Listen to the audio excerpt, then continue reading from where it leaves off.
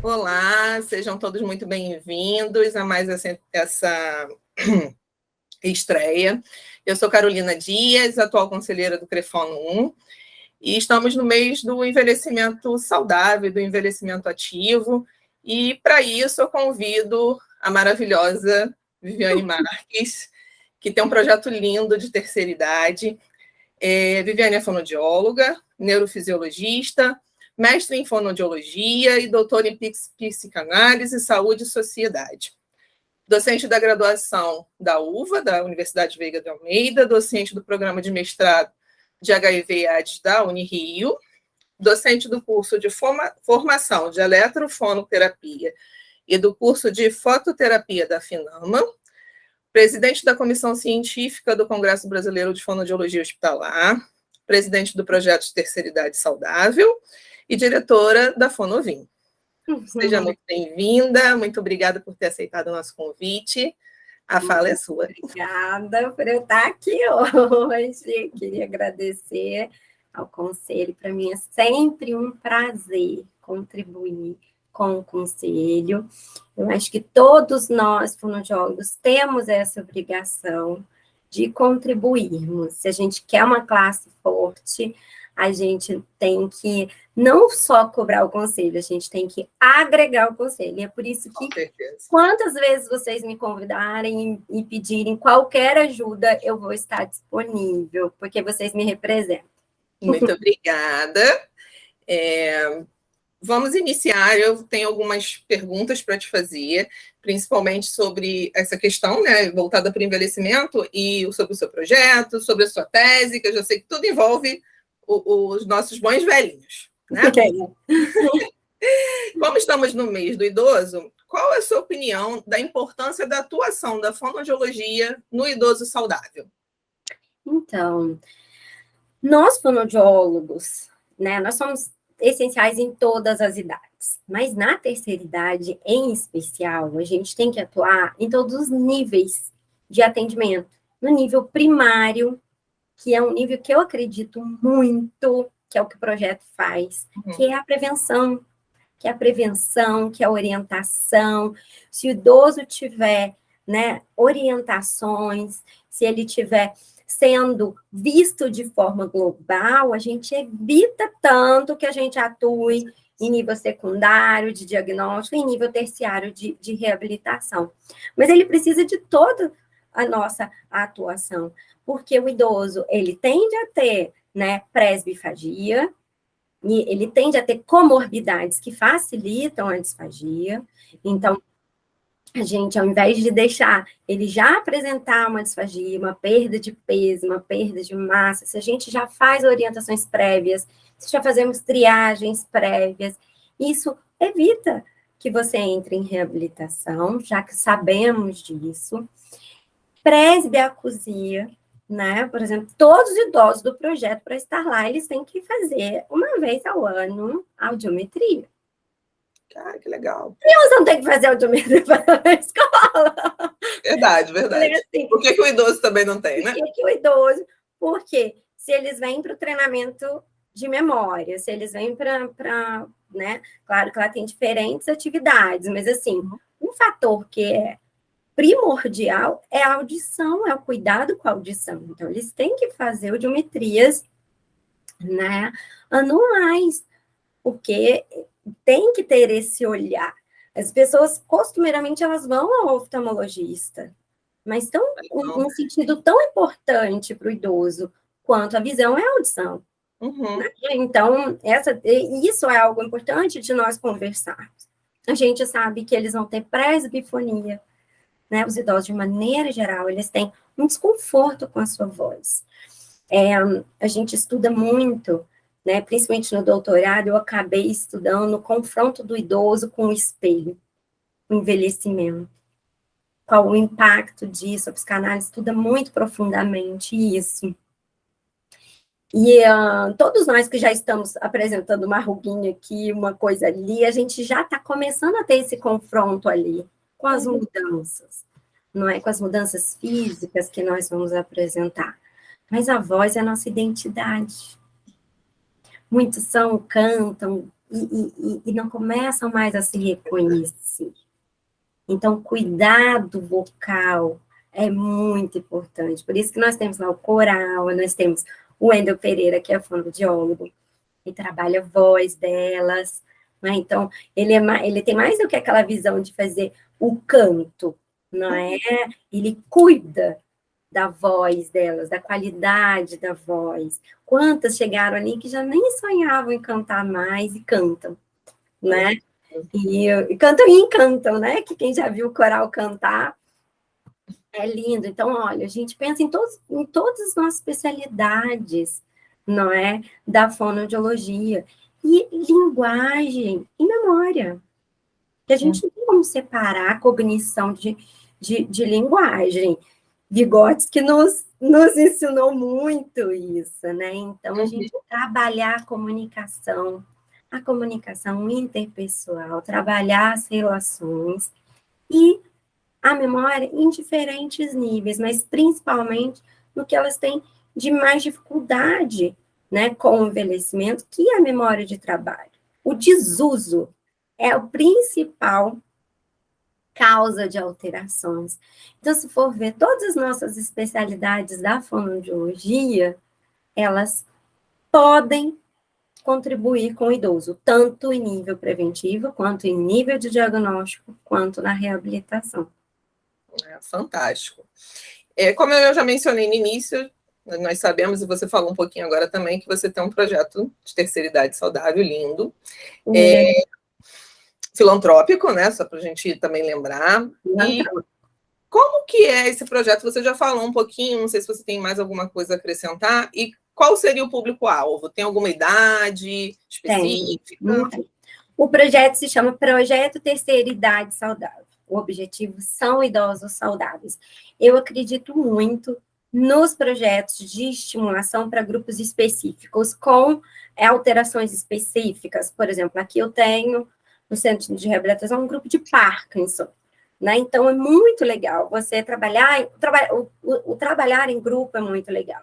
O laço social ajuda muito uma dificuldade do outro, eles se ajudam. Mas eu não concordo. Nesse projeto, meu objetivo é o idoso saudável, é a prevenção. Então, nós não vamos atender, por exemplo, idosos com Alzheimer. Então, grupos de estimulação para pessoas com Alzheimer são extremamente positivos, para pacientes com demência, para pacientes com afasia. Eu acho que as atividades em grupo, elas são extremamente enriquecedoras dos resultados para o ser humano, não é? Mas lá não, nosso objetivo são idosos saudáveis, então são idosos a partir dos 60 anos, a gente aceita as matrículas, eles fazem a inscrição, né, deles no SAC, que é o Serviço de Atendimento, né, do shopping, porque é uma parceria que não é só minha, né? É uma super parceria com o Shopping Boulevard Rio, e a gente segue exatamente aquela lista de espera ali, porque tem idosos que às vezes ficam, Carol, eles ficam 1 ano, 2 anos na fila de espera para conseguir entrar. Nós temos 220 vagas, para você ver a necessidade de que se multipliquem mais grupos. Com certeza. Uma coisa que sempre que eu posso, eu ensino, vou ensinar vocês a montar um projeto de terceira idade. Porque o Rio de Janeiro, em especial, é um nicho para os idosos. Então, não é aqui para baixo do Fluminense já. Se um idoso fica ali no meu projeto 2 anos na fila de espera, é sinal que precisa de muitos mais projetos, né? Porque são muitas vagas, né? Esse ano, com o retorno pós-pandemia, a gente perdeu muita gente com a pandemia. A gente não está com a capacidade máxima do projeto, a gente caiu bastante. Nós perdemos pessoas para Covid, nós perdemos pessoas para depressão, né? Então, tem diferentes fatores que impactaram com a pandemia o nosso retorno. E aí a gente não quis abrir mais vagas, porque a gente ficou com receio de termos aquelas superpopulações na aula que a gente tinha antes, né? Então, a gente ficou com receio disso. Mas tem né, falo que o metro quadrado com o maior número de idosos do país é Copacabana. Verdade. Esse é um dado do IBGE. Então, a gente precisa. O projeto, ele não é só formado por fonoaudiólogos, tá? Não é só fonoaudiologia, até porque eu acredito muito no trabalho multidisciplinar. Então, nós temos sim, agora, quem está dando aula no meu lugar de memória, porque eu não estou no Rio direto, é a Karine, não é? A fonoaudióloga também. Então, ela que está trabalhando essa parte. Temos, né, o Wendel cuidando da voz, mas nós temos professores, não é, que dão yoga. A gente tem a Zumba, né, que é um rapaz que dá aula de Zumba, que é o Igor Alves, que ele é um sucesso de animação, assim.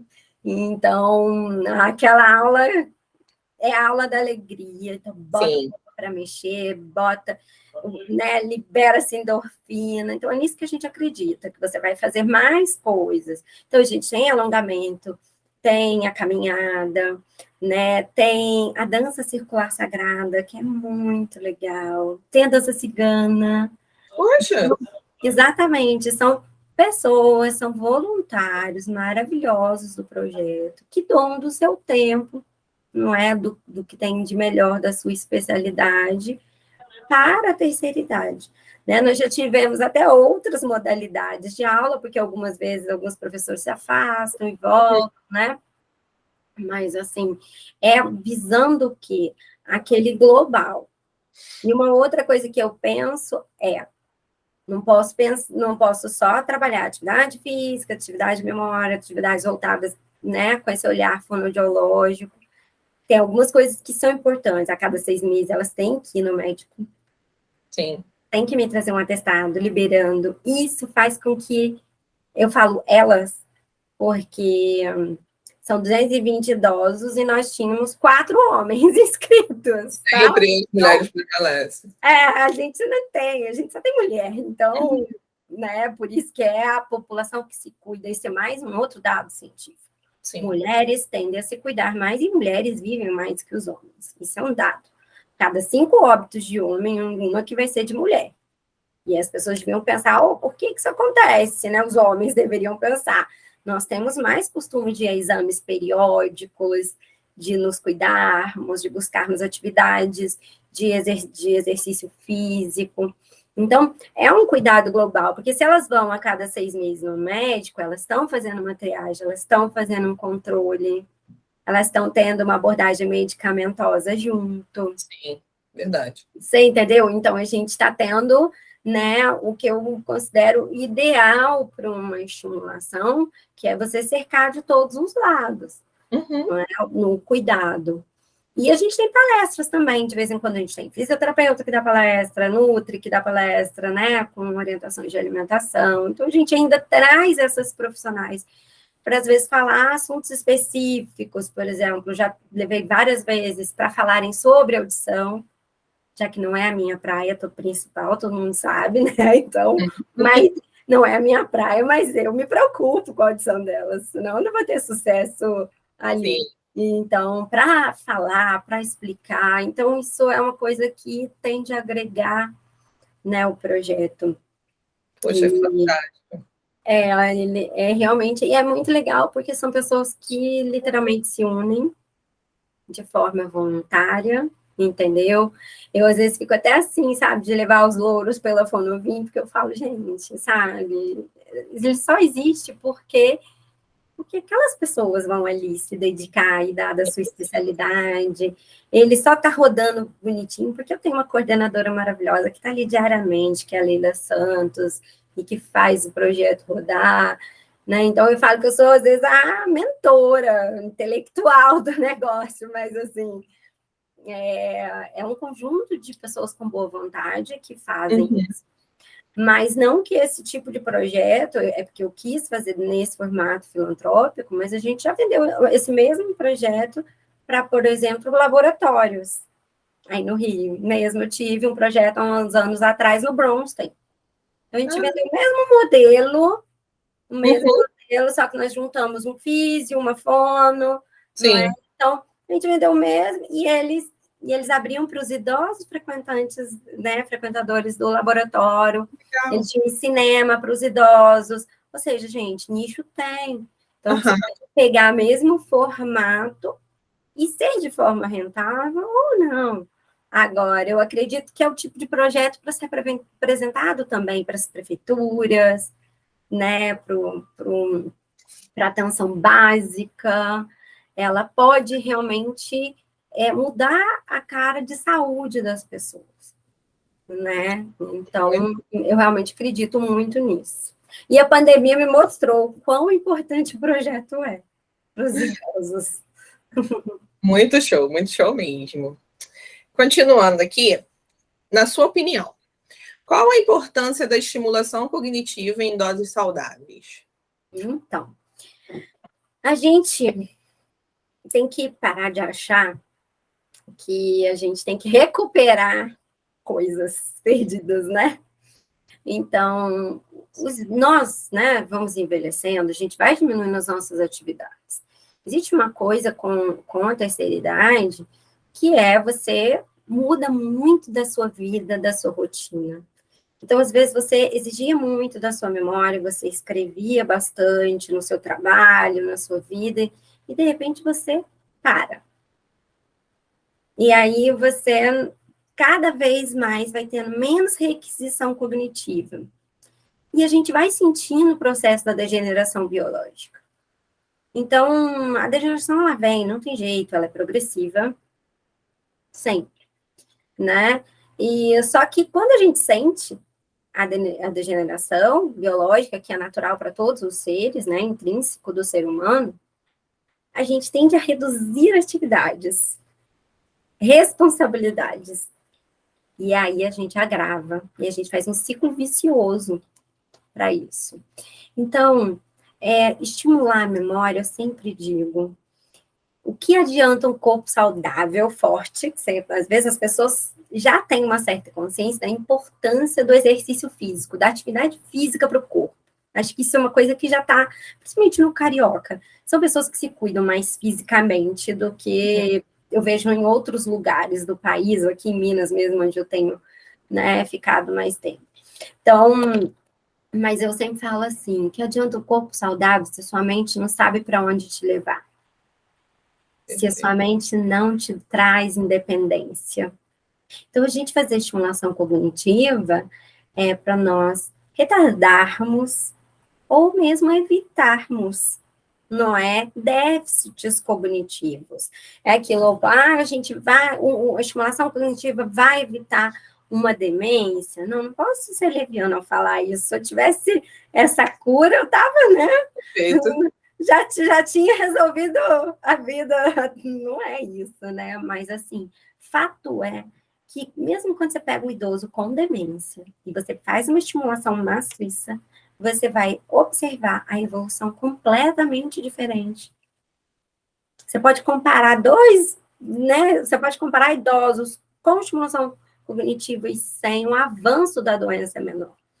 Só que aí a gente está falando de doença. E eu estou falando em idosos saudáveis, é para você manter o quê? Corpo ativo, mas mente ativa. Mente ativa, memória de trabalho, atenção sendo trabalhada, que são funções executivas essenciais para a nossa qualidade de vida, né? Então, eu acho que a estimulação cognitiva é muito importante para isso.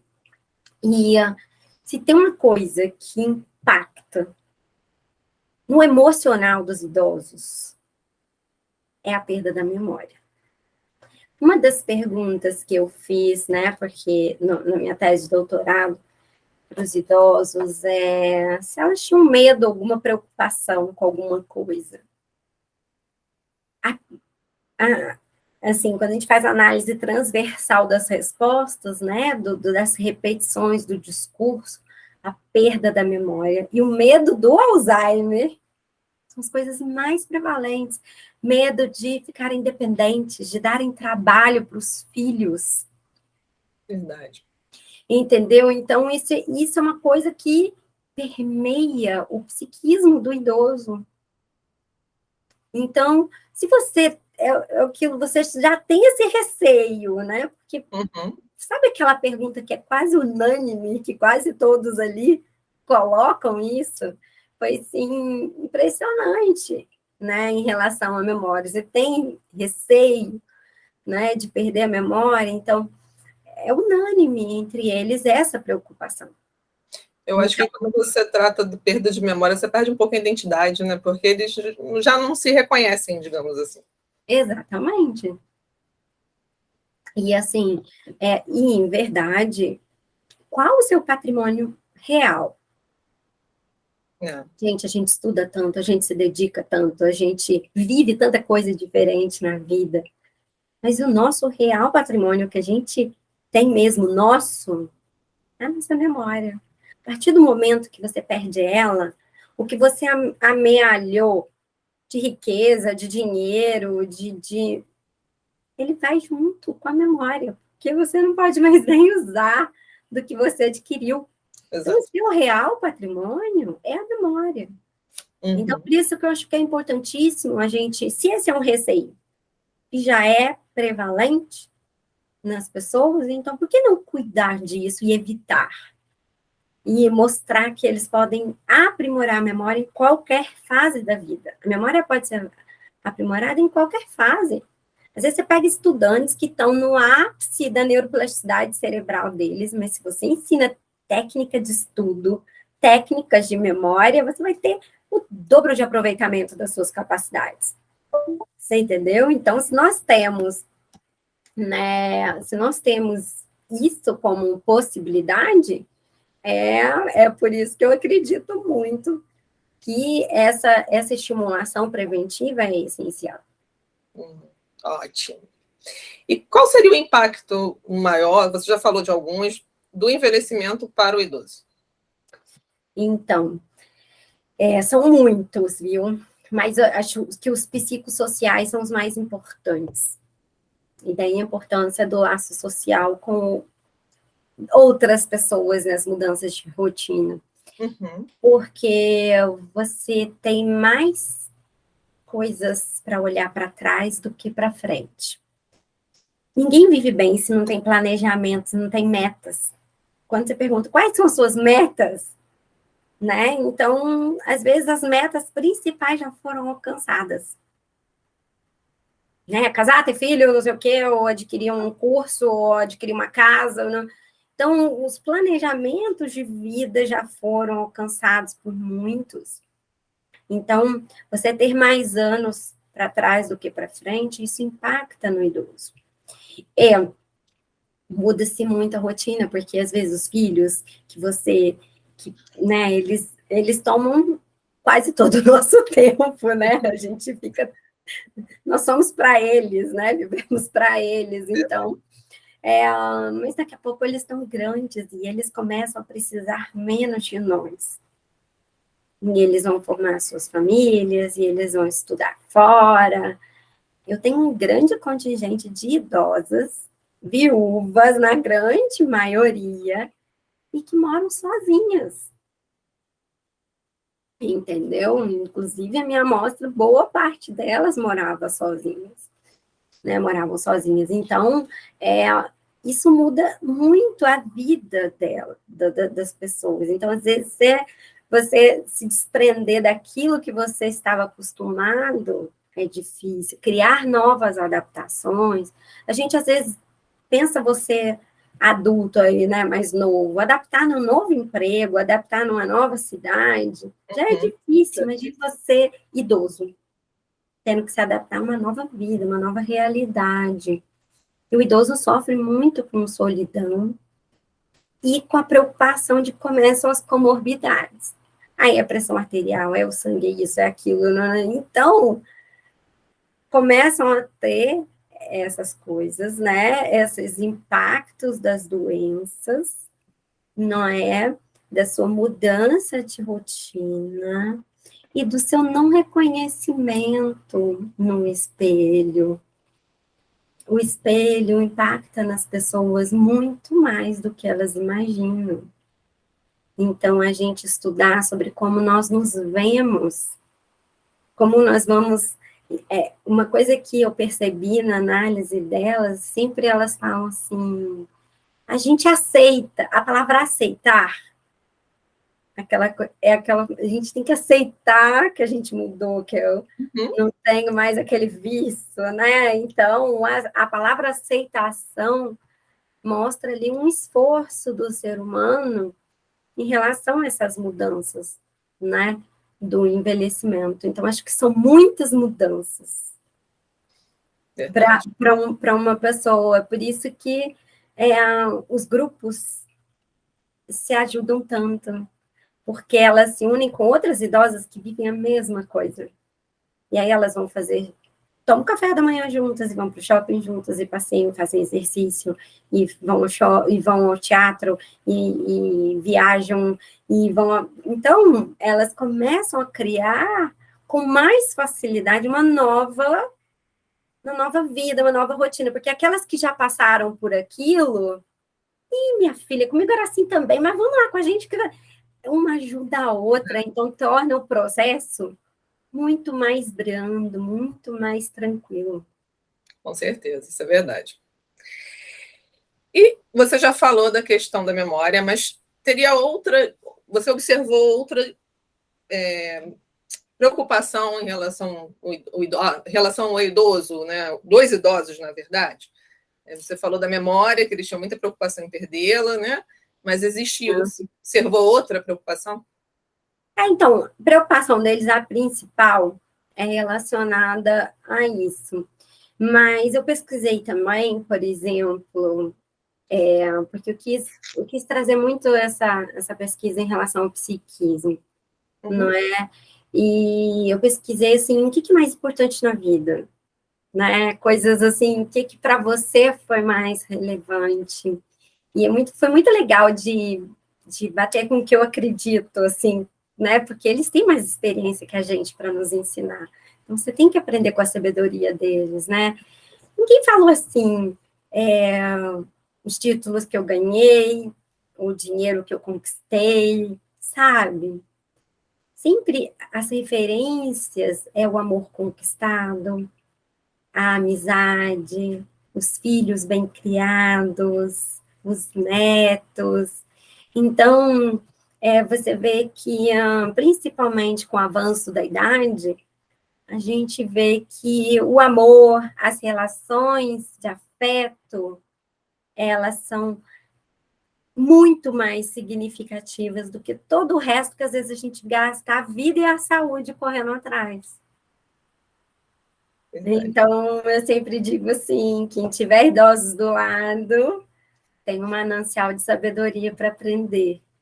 A gente tem que aprender a ouvi-los, trazer essa escuta para eles, não somente porque todos merecem uma boa escuta, mas que eles têm muito a ensinar. Muito. Verdade. Eu tenho uma vozinha de 83 anos, que me criou, e eu sei como é que é isso. Pensando na sua tese de doutorado, que foi sobre envelhecimento, memória e laço social, qual o objetivo do laço social? Então, laço social é o que eu queria enlaçar tudo, né? Quando eu quis pesquisar isso. Porque eu vou te dizer uma coisa, na minha tese de mestrado, eu venho daquela escola neurocientífica, né? Eu fiz a fonoaudiologia, depois eu fiz neurofisiologia, não é? Depois eu fiz o mestrado em fonoaudiologia, voltado para neurociência. No meu mestrado, eu produzi um DVD de estimulação de memória. Então, eu produzi um produto para estimular a memória, né? E pesquisei todos os tipos de abordagem possíveis de treinamento de memória, de forma muito cientificista. Todos têm eficiência na memória. Eu não estou desmerecendo o meu DVD, nem os treinamentos que existem no mundo de memória. Não é isso, né? Mas o que eu observava, né, ao longo desses 20 anos no projeto, é que muito mais importante que o meu treinamento, ou que as aulas em específico que nós ofertávamos ali, era o laço entre elas. Era o laço social estabelecido entre elas e o laço social estabelecido conosco. Então, quando um idoso pega o meu DVD para treinar a memória, é a mesma Viviane ensinando as mesmas técnicas. Só que eu estou num vídeo, eu tenho uma distância deles, eu não estabeleço inter-relação. Não estabeleço o laço. E o laço, ele é importante, porque não se tem como separar emoção de memória. As principais abalos na memória, eles estão relacionados com o sistema emocional. A pessoa deprimida fica com falha de memória. Ela fica com falha de memória, ela deprime mais ainda, né? Verdade. Ansiosas, os transtornos de ansiedade. Nós vivemos um mundo que todo mundo tem um transtorno de ansiedade. Então, a ansiedade, ela nos dificulta a atenção. E a atenção é a base de formação das memórias. Então, embora eu quisesse investigar muito o psiquismo, não é, do idoso e desse laço social, eu também pesquisei a memória. Eu peguei, um software que a gente desenvolveu lá no mestrado de AIDS, de memória de trabalho, com 2 outras orientandas, né? E eu fui testar, eu quis fazer uma análise qual e quantitativa, eu quis fazer uma mistura entre, eu não podia abandonar a neurociência, a parte cientificista que existe dentro de mim, né? Mas eu queria também ter essa análise do quanto o sistema emocional ele pode interferir. Porque eu percebo que existe, às vezes, a gente coloca o ser humano quase dentro de uma coisa de laboratório, como se só fossem números e estatísticas, e existe muito mais do que isso. Convivendo ao longo desses anos, eu fui vendo que tinha algo que faltava para mim em relação, que a neurociência não conseguia abarcar tudo que eu queria, entendeu? Para entender e para trabalhar melhor o idoso. Então, foi por isso que eu estudei, né, o laço social, mas que também peguei os dados objetivos e fui fazer as comparações, né? Quanto o sistema emocional interfere, né? Então, um dado que a gente viu, porque eu quis, e eu aproveitei a pandemia, eu mudei o desenho do estudo por causa da pandemia. Então, tem um capítulo só falando sobre a pandemia dentro da minha tese, e eu queria estudar o impacto do laço social para os grupos de terceira idade, e eu pude estudar na veia isso, porque eu tinha um antes e o durante a ausência do social. Então, eu consegui estudar o impacto do que foi o isolamento social para esses idosos. E como que isso inferiu na sua memória, no seu bem-estar, né? Eu não usei o domínio de qualidade de vida, porque qualidade de vida engloba muitas coisas. Eu usei o domínio bem-estar, né? No seu bem-estar. Eu correlacionei com escala de depressão, né? Então, não que todos tivessem, né? A gente, na escala de depressão geriátrica, nós encontramos pessoas com grandes graus de depressão, né? Eu tive uma pessoa só com um grau avançado de depressão e ela realmente se abateu muito e depois ela ficou clinicamente, ela sentiu demais o impacto social e ela faleceu antes da pandemia terminar. Caramba. E aí eu falo, gente, olha como o psiquismo, como o cuidado com o sistema emocional é importante. Com certeza. Né? Então, eu correlacionei, por exemplo, principalmente que a minha amostra eram de idosos que moravam sozinhas, a maioria são viúvas. Gente, a maior parte dos idosos são viúvas, né? E uma das coisas que eu pesquisei também, porque a psicanálise estuda muito, né, das relações da sexualidade, o que estudar a sexualidade nos idosos, e isso ainda é um tabu, embora nós temos lá o grupo das idosas que namoram e o grupo das idosas que consideram isso um tabu, que não pode ninguém falar a respeito. E foi isso que exatamente eu encontrei ali, né? Mas eu tenho uma senhora do projeto de 94 anos que, menino, 94 anos, ela é sacudidíssima, né? E ela, não, eu namoro. Aí ela fala, não quero casar não, sabe? Só quero namorar. Ai, mas eu tô sentindo... Eu falo assim, do que você sente mais falta? Ai, de sair para namorar. Porque agora esse negócio de namorar no WhatsApp tá muito ruim. 94 anos, né? Gente, muito fofa. E teve uma senhora que ela já ficou viúva por 2 vezes, né? E eu lembro quando ela começou a namorar de novo, e no projeto estava apaixonada, ele até ia para as aulas, sabe? E casou, e ficaram alguns anos juntos, e ele faleceu um pouco antes disso tudo, né? E ela já tem os seus 89 anos. E aí ela falou para mim assim, não, eu tô namorando de novo. Aí eu falei, mas tá namorando de novo? Mas na pandemia você arrumou namorada? Ela, falei, então é um aplicativo de idosos. Eu descobri que quase todas que não consideram a sexualidade um tabu, tem o tal do aplicativo, é o Tinder idosos, é o Tinder idosos. Eu esqueci o nome agora para falar para vocês, mas elas falaram muito desse aplicativo, que ele manda uns 10 pares, possibilidade de pares por dia para conversar, e aí ela, eu tô não.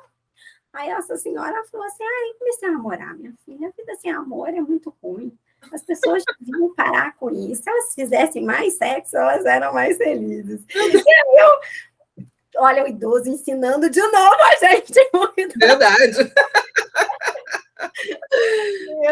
E ela fala, não, isso adoece, né? Então, a gente vê que até essa estimulação, porque uma tá ali com a outra, não, eu achei nesse aplicativo, e elas têm a namorada, então, isso ajudou bastante algumas, mas para as que têm isso como um tabu, elas têm menos relação de conversa. Quando eu analisei memória, eu analiso a memória de trabalho não só especificamente relação à linguagem, a gente analisa a capacidade de memória visual, capacidade de memória auditiva, né, capacidade de memória linguística, né, mas muito em relação ao trabalho, capacidade atencional, de percepção, né, visual, sensorial. Um dado que me chamou a atenção, que eu acho que ele tem tudo para futuras investigações de fonoaudiólogos aí, é que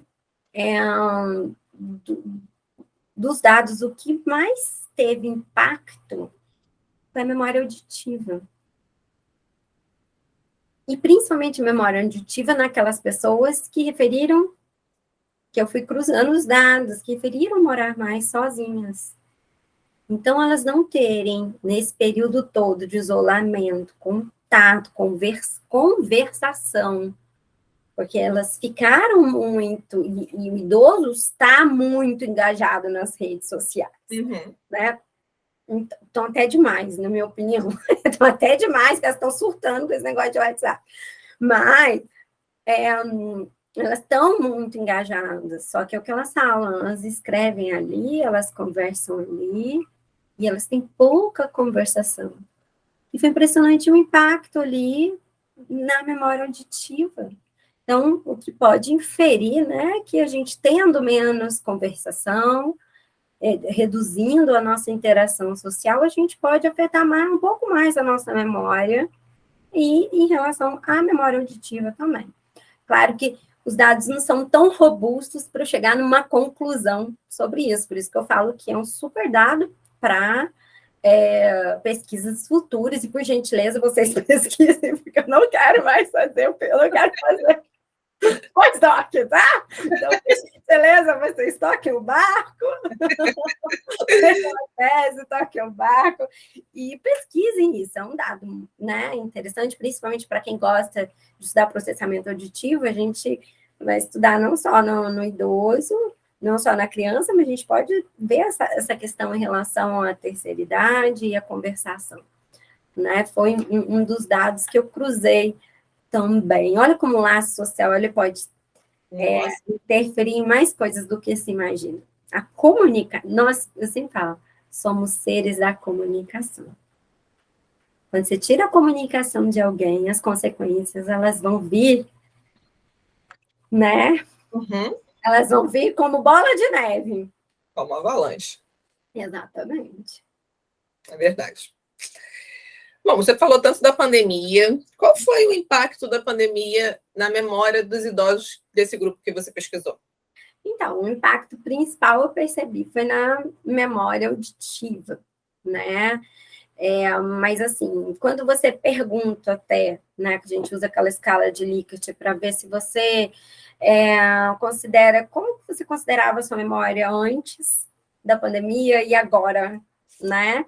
Era ótima, boa, regular, né? Então, assim, você vê uma diferença do grupo todo, significativa delas acharem, delas terem a autopercepção que elas tinham piorado. Mas uma coisa importante é que eu apliquei, por exemplo, um mini exame do estado mental. E uma das coisas do meu desenho de estudo é que idosos que tivessem abaixo do considerado normal no mini mental, eles não poderiam fazer parte. Porque eu queria pesquisar essas sutis alterações em idosos saudáveis, que era o meu grupo. Sim. Então, eu não queria ter pessoas realmente com déficits cognitivos. Então, por isso que o Minimento, ele me ajudou nisso. Se eu tivesse pessoas com um Minimento muito baixo, é aquilo. A gente vai fazer as orientações, mas essa pessoa tem que ser excluída da amostra, porque ela não ia estar compatível. Então, a gente viu que idosos com minimento adequado, e aí a gente foi pesquisar mais profundamente. O minimento, ele é um teste de triagem, né, que é um dos mais aplicados no mundo, né, é o mini exame do estado mental. Mas será que ele vai aferir tudo mesmo? Você entendeu? Eu só tinha idosos normais ali, entendeu? Eu só tinha idosos, a minha média de score está dentro do padrão de normalidade, 27, 28. Então, assim, está dentro do padrão de normalidade, então não vamos cuidar? E eu vi várias falhas em memória auditiva, falhas em, às vezes, dificuldade, né, de cálculo, de raciocínio, uma redução, às vezes, da capacidade de acesso lexical, da sua fluência verbal, que a gente aplicou o teste de fluência verbal, né? Então, a gente tem que eu falo, a gente tem que pensar não só de uma forma muito enxuta ali no Minimento, e ver todas as outras questões que podem influenciar na cognição e na comunicação humana. Não é? Que é por isso que eu quis investigar o quanto, né, o laço social, ou a gente investigar com mais profundidade a memória de trabalho, que é que nos coloca no dia a dia, na nossa rotina, como que a gente tem um impacto nisso, não é? Então, o isolamento, né, eu falo assim que agora as pessoas vão pensar 10 vezes antes de sugerirem manicômios com a pandemia.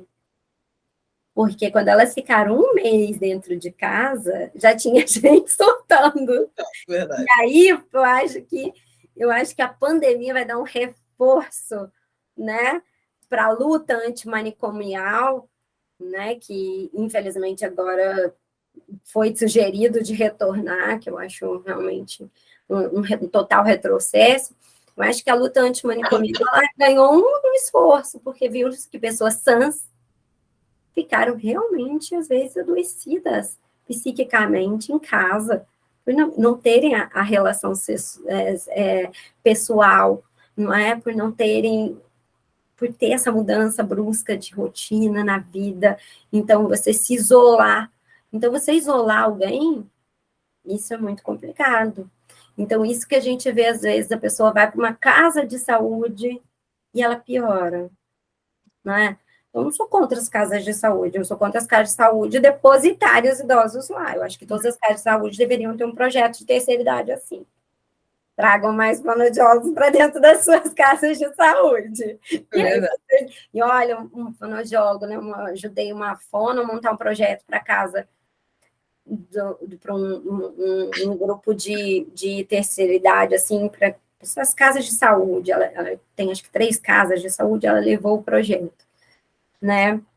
Ajudei ela a voltar a isso. Pensa, você consegue intervir na avaliação da alimentação ali dos idosos, aqueles grupos, das orientações, da modificação de consistência necessário para alguns, do encaminhamento, às vezes, para cuidar da prótese dentária, da higiene, dentro de uma casa de saúde, de fazer as atividades e de gerenciar as atividades que possam estimular, não é, linguagem, comunicação, laço social. Então, o problema não está em estar numa casa de saúde, mas sim em depositar e reduzir as suas atividades. Então, e isso a pandemia trouxe, acho que de lição para todo mundo, ficar restrito, ficar sem contato social é mais do que desconfortável. Ele chega a deprimir, né? Ele chega a realmente a ter impactos, não é, reais em todos. Verdade. Bom, Vivi, acho que a gente ficaria aqui hoje várias horas conversando. Foi maravilhoso o nosso bate-papo. Ai, delícia bater papo com você também, ainda mais sobre esse assunto. Eu queria que você fizesse uma breve consideração final agora de tudo que você falou. Então, gente, vamos montar mais projetos de terceira idade, por favor. Se una com seus pares, eu acho que tem um mercado grande para isso. Vamos estudar mais de neurofisiologia, mas vamos estudar o psiquismo também.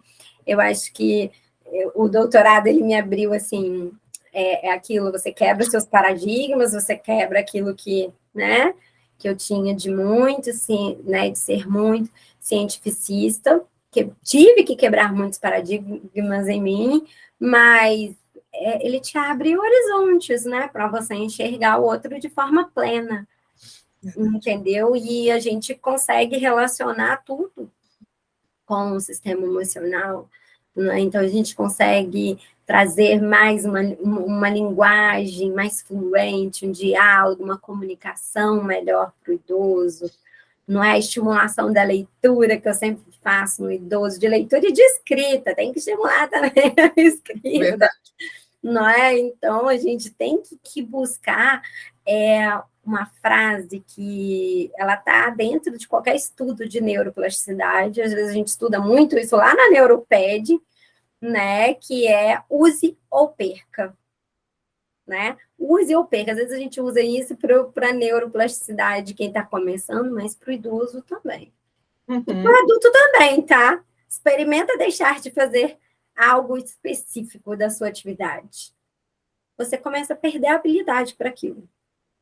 Então, a gente tem que manter o uso, né, para não perder. Então, a gente tem que usar as nossas possibilidades intelectivas, a gente tem que estimular o idoso a estudar.